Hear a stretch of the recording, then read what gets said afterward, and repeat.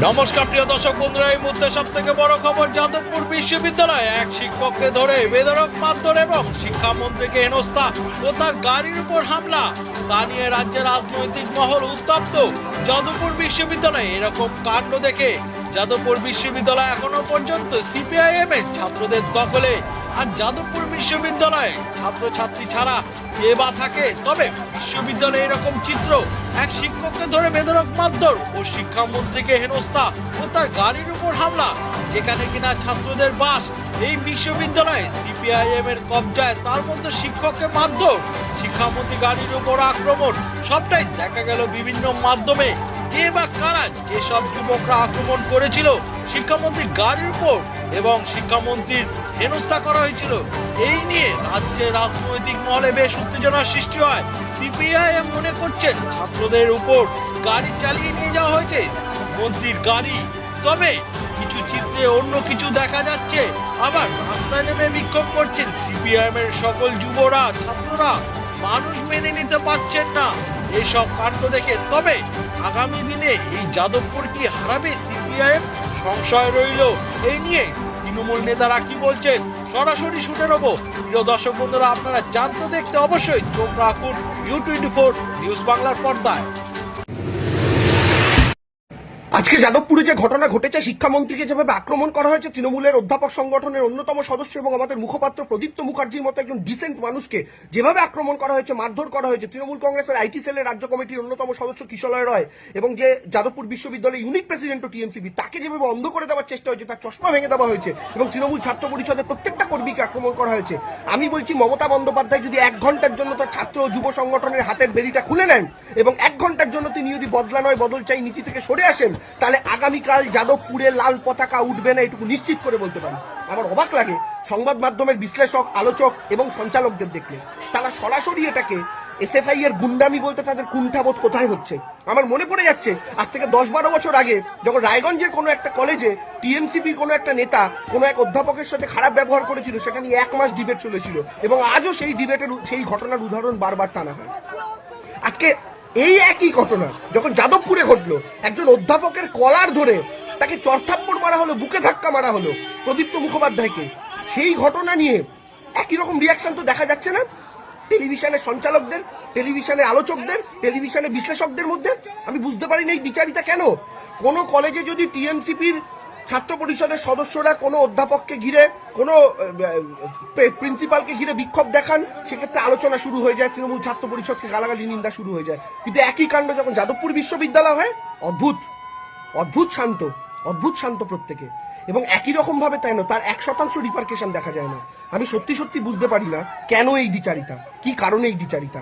আমি আজকে স্পষ্টভাবে বলতে চাই, টেলিভিশন চ্যানেলে সিপিএম এর এক প্রতিনিধি আজকে নির্লজ্জের মতো বসেছিলেন এবং সেই প্রতিনিধি বসে বক্তব্য রাখছিলেন। বক্তব্য রাখতে গিয়ে বলছিলেন যে ব্রাত্য বসুর গাড়ি, সেই গাড়ি একজন তাদের ছাত্রকে নাকি ধাক্কা দিয়ে চলে গিয়েছে। ওই সেই টেলিভিশন চ্যানেলের ফুটেজেই দেখা যাচ্ছে ব্রাত্য বসু যখন গাড়িতে বসে, সেই টেলিভিশন চ্যানেলের ছাত্রছাত্রীরা, সেই একই ছাত্রছাত্রীরা টেলিভিশন ক্যামেরার ফুটেজে দেখা যাচ্ছে তারা স্পষ্ট করে বলছেন পাথর নিয়ে আয়, পাথর নিয়ে আয়, এবং পাথর নিয়ে এসে তারা সত্যি সত্যি শিক্ষামন্ত্রীর গাড়ির কাঁচকে চুরমার করে ভেঙে দিলেন, গাড়ির ওপরে জুতো মারলেন। তারপরেও শিক্ষামন্ত্রী অপেক্ষা করবেন নিজের মৃত্যুর জন্য, কারণ ভেতরে তো তিনি পুলিশ ডাকতে পারবেন না। যদি ভেতরে পুলিশ ডাকেন, আজকে টেলিভিশন চ্যানেলে কিন্তু প্রাক্তন পুলিশ কর্তা বলছিলেন যে প্রশাসন ব্যর্থ হয়েছে। প্রশাসন ব্যর্থ হবে না, কি করবে প্রশাসন?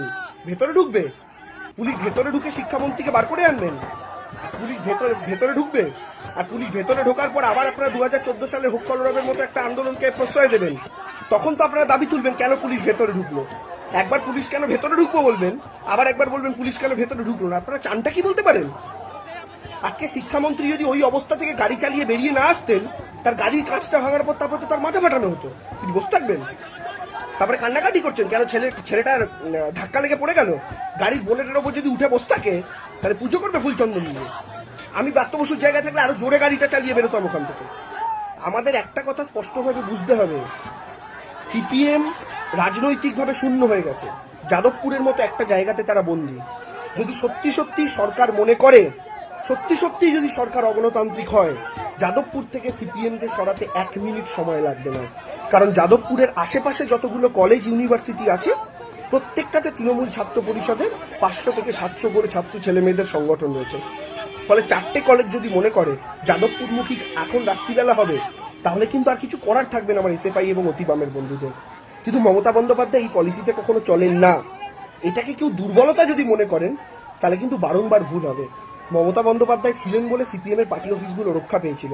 কিন্তু সিপিএম যদি মনে করেন যে কাজ তারা অন্যান্য কেরালে করছেন, যে কাজ তারা এতদিন ত্রিপুরায় করেছেন, বাংলায় 2011 আগে করেছেন, আবার সেই কাজ করবেন। আমার অদ্ভুত লাগলো, মোহাম্মদ সেলিম বলছেন ব্রাত্য বসু নাটক করছেন।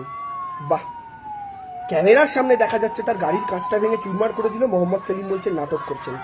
সেলিম বাবু, এরকম আমাদের থেকেও না ভবিষ্যতে আপনাদের উত্তর পেতে হয় আপনারা নাটক করছেন।